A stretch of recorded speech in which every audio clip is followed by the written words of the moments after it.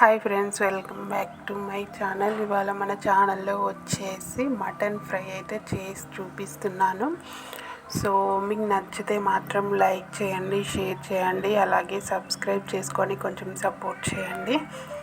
So ఇప్పుడైతే ఇది ఎటువంటి స్పైసెస్ ఎక్కువ లేకుండా పిల్లలు ఇష్టంగా తినేలాగా చేసి చూపిస్తున్నాను. చాలా బాగుంటుంది, తప్పకుండా ట్రై చేయండి. దానికోసం వచ్చేసి నేనైతే ఒక 1/2 kg మటన్ తీసుకున్నాను. ఇలా చిన్న చిన్న పీసెస్గా అయితే చేసుకున్నాను. ఇప్పుడు ఒక కుక్కర్లో ఇలా వాష్ చేసుకున్న మటన్ అండ్ అలాగే పసుపు, కొంచెం సాల్ట్ వేసి కొన్ని వాటర్ వేసుకొని కుక్కర్లో అయితే ఉడకపెట్టుకోవాలన్నమాట. ఒక 80% అయితే ఉడకాలి.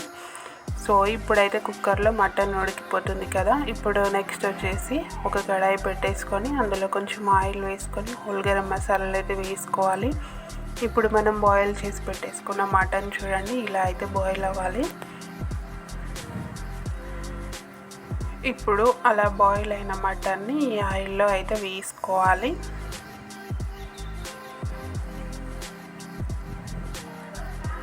చూడండి, ఇలా వేసుకున్న తర్వాత అందులో ఉన్న స్మెల్ అంతా పోయేలాగా అండ్ అలాగే అందులో వాటర్ కూడా అన్నీ ఇంకిపోయేలాగా ఫ్రై చేసుకోవాలి.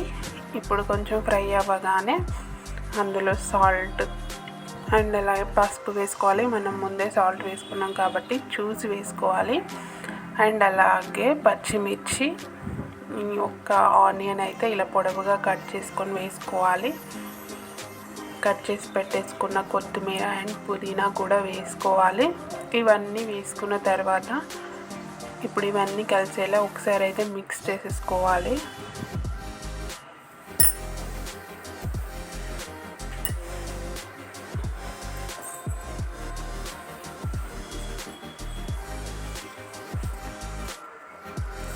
చూడండి, ఇలా అయితే మొత్తం ఒకసారి అయితే కలిపేసుకోవాలి.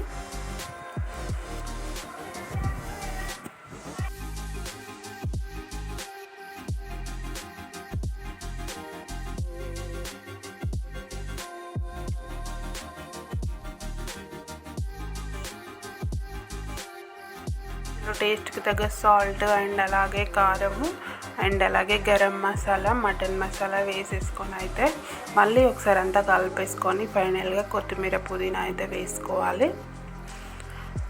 చూడండి ఎంత చక్కగా అయితే వచ్చేసిందో. ఇలా ఫ్రై చేసి పెట్టండి, చాలా చాలా ఇష్టంగా తింటారనమాట. బాగుంటుంది, టేస్ట్ కూడా చాలా బాగుంటుంది. సో ట్రై చేయండి. మీకు నచ్చితే కనుక లైక్ చేయండి, షేర్ చేయండి, కమెంట్ చేయండి. అలాగే మన ఛానల్ని సబ్స్క్రైబ్ చేసుకోవడం మాత్రం మర్చిపోవద్దు.